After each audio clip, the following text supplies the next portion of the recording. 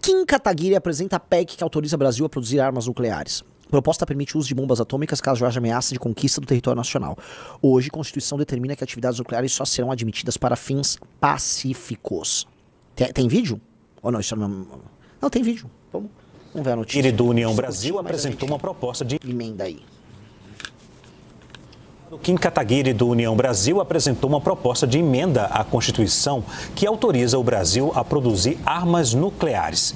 A produção teria o objetivo de desencorajar eventuais ataques contra o território nacional. A proposta inclui casos de ameaça de uso de armas de destruição em massa. Hoje, qualquer atividade nuclear é permitida apenas mediante aprovação do Congresso Nacional e sendo para fins pacíficos. A proposta de Kim Kataguiri retira esse segundo ponto. Como justificativa, o deputado cita um contexto de instabilidade no cenário internacional e diz que as grandes potências usam o armamento nuclear para a proteção e como instrumento de negociação. Para ser protocolada, a proposta precisa da assinatura de 171 deputados. E aí, amigos? Abre uma enquete aí. Já ridicularizaram uma vez o Enéas por propor isso. E por mais que o Enéas tivesse um estilo meio, vamos dizer, diferente para a época, ele não estava errado na ideia de que armas nucleares conferem a uma nação um status de soberania completamente diferente. Tá? Quem hoje dispõe de armas nucleares? Já falamos. Estados Unidos, obviamente, Rússia, China, França, Inglaterra, Índia, Paquistão. Dizem que Coreia do Norte tem. E, naturalmente, todo mundo sabe que Israel tem. Talvez eu esteja esquecendo de alguém, mas citei China? Citei. Essas nações dispõem de bombas nucleares, essas nações dispõem de um status geopolítico diferenciado.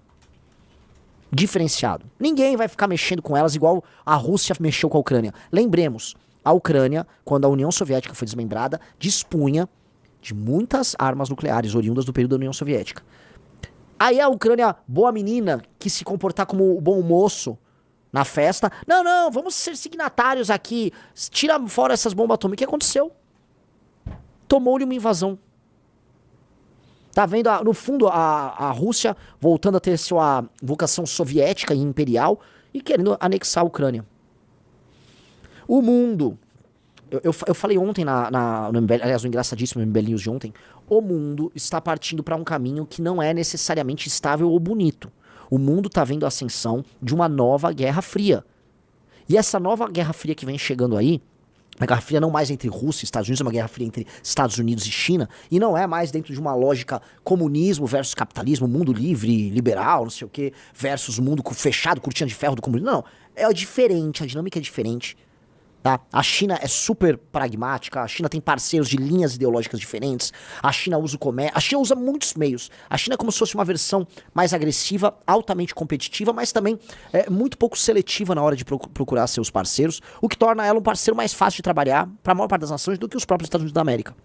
E os Estados Unidos da América vê uma retração dos antigos aliados com os aliados europeus, e eles próprios, né? Aí tem questões conjunturais internas, grandes discussões que se pode ter sobre os Estados Unidos e o papel deles no mundo. Mas o fato é, acabou a ideia dos Estados Unidos como um líder único no mundo, o mundo vai se tornando um local diferente e naturalmente mais instável. Você tem vários conflitos acontecendo ou prenúncios de conflitos acontecendo. Tem assim, China e Taipei, né, Taiwan, Formosa, chamem do que quiserem. Mar Amarelo, Japão, super alerta, Coreia do Sul, Coreia do Norte, Irã, que tomou-lhe, né, míssil na cabeça até pedir arrego, conflito Ucrânia, Rússia, Palestina, Israel, e Israel já atuando em toda a região. Conflitos rolando na África. Amigos, o mundo... a temperatura do mundo está começando a esquentar. E não estou falando de aquecimento global aí.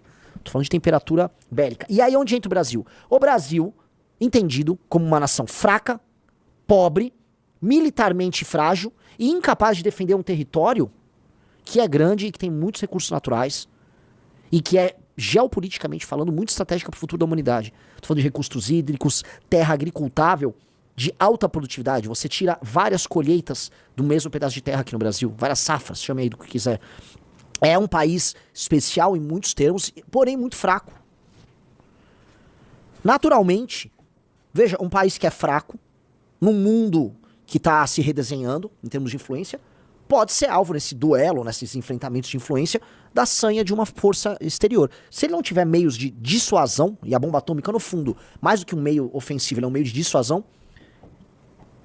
vai ficar numa situação complicada. Não imaginem que o mundo pós-1945, ou seja, o mundo pós-Segunda Guerra Mundial, ou para muitos o mundo pós-queda do Muro de Berlim, é um mundo estável, que a história acabou. Não, a história da humanidade acabou. A história da humanidade não acabou, não. E pode ser que o mundo se altere muito nas próximas décadas. Tá pintando que ele vai se alterar. Então, o que cabe a um brasileiro? Um brasileiro com um projeto de país? Defender a integridade do Estado brasileiro. Um Estado que tem dimensões territoriais de caráter imperial. Nós temos dimensões territoriais de caráter imperial. Não é qualquer coisa. E que precisa se ver desta maneira. Se a gente ver, nós somos um cachorro caramelo tocando pandeiro, tique-lique, tô aqui feliz, o mundo vai falar, tá ok, vai tocar. Pô, seguinte, você gosta de tocar pandeiro com o seu cachorro caramelo? Fica naquele canto ali que eu vou pegar um pedaço do teu território. E nunca é como as pessoas imaginam, tipo, só vem uma nação má, eu quero tomar. Não. Olha, um pacto não foi firmado e o Brasil será sancionado caso não cuide do cerrado, porque Não, precisamos instalar uma base. Vamos supor que tem um governo fraco. Vamos supor que o Eduardo Bolsonaro, eventualmente, sei lá, por um mistério, ganha as eleições de 26. É um cenário aqui, tô pintando, improvável, na verdade impossível, mas aí ele vai estar devendo todo, vai estar com as calças erradas para os Estados Unidos. Os Estados Unidos mandam instalar uma base aqui, uma base ali, para enfrentar o crime organizado. Da base vira uma zona de influência, uma zona econômica especial, um controle quase como protetorado. Quando viu sua legitimidade sobre seu próprio território, desapareceu. E isso acontece com nações fracas. Vamos lá, eu não sei, cheque ainda se o Japão tem bases americanas no território dele. A Alemanha teve por muito tempo. Os derrotados na Segunda Guerra Mundial terminaram com bases americanas ali do lado. Aqui, ó. As bases americanas no Japão, um pilar da segurança do Pacífico, estão estrategicamente localizadas principalmente na ilha de Okinawa e em outras partes do país, como em Honshu. Vamos lá. 55 mais 25 são o quê? 80 anos. Meu amigo. São 80 anos de presença militar com base norte-americana no sagrado território japonês. Para os japoneses, o território deles é sagrado. Ok? Só para avisar, 80 anos. Não é 8 anos, 80 anos. Eles pegaram uma assimetria, uma adversidade, que foi uma vitória, né, na verdade uma derrota que os japoneses tinham na guerra, ou seja, uma adversidade para eles, e naquele momento de assimetria instalaram a base. Vê se a Alemanha ainda tem base americana.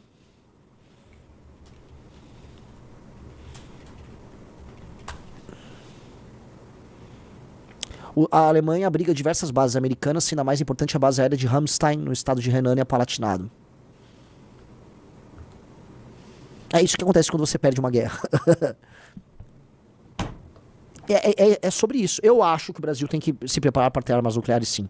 Eu acho que o Brasil tem que se reforçar militarmente. Eu acho que o Brasil tem que fazer uma série de reformas econômicas para crescer economicamente. O Brasil tem que declarar guerra ao crime organizado, retomar o controle do próprio território.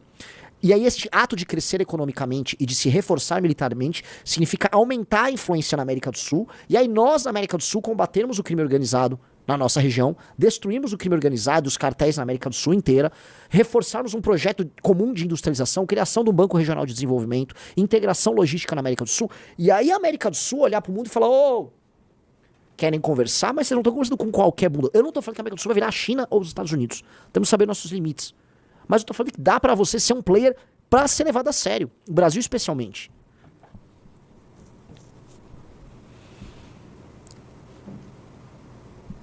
Esse é o jogo. Mas, em geral, há no Brasil uma coisa meio niilista e meio derrotada, em que você não se vê sequer na posição em que você pode ter essa arma. E eu acho isso muito vergonhoso. Se você acredita em si, você tem que ter todos os meios de ação à sua disposição. Óbvio. O Carlos Milico tem que ter mais armas e ganhar menos dinheiro. É que a lógica, né? Acho que todo o universo militar brasileiro precisa ser reformado. Reformado. Porque a lógica, assim, as Forças Armadas do Brasil são um banco de salários. Para os caras irem envelhecendo e ganhando mais. É basicamente isso. Homens com quase nenhuma experiência de guerra, apenas envelhecendo e ganhando maiores salários. Isso não tem nenhum sentido. Isso não é Força Armada. O Fandal falou, e sobre a proposta do Bolsonaro de ter uma base americana aqui? Ele lamentavelmente falou isso. Assim como o Lula tá sempre farejando uma oportunidade de aumentar o poderio chinês e a influência chinesa no Brasil. A China estava lá, eu vou fazer um projeto de integração aqui, logístico e tal. Tem que olhar direito isso. Dentro do governo PT, que estava se comportando como uma espécie de um cachorrinho no universo dos BRICS, isso não é bem-vindo. Num governo nosso, por exemplo, que seria um governo altivo, pode ser que a China seja um grande parceiro. Eu não vou ficar tratando aqui, nem eu nem ninguém aqui do Movimento Brasil Livre, essas coisas como historinhas com pruridos ideológicos meio bestas, tá? Mesmo. Até porque, vamos falar, quem é hoje o governante mais based das Américas, Riso? O mais based, mais baseado. Das Américas? Das Américas. Nayib Bukele? Nayib Armando Bukele Ortiz. O Bukele, parceiraço dos Estados Unidos e parceiraço da China. A China construiu uma biblioteca sensacional lá. E os Estados Unidos, parceiro no Secote. Tá ali. Nós temos que pensar assim, temos que pensar é Brasil primeiro. Curtiu o vídeo? Então já deixa o like, se inscreve e compartilha para receber mais vídeos como este. Até a próxima!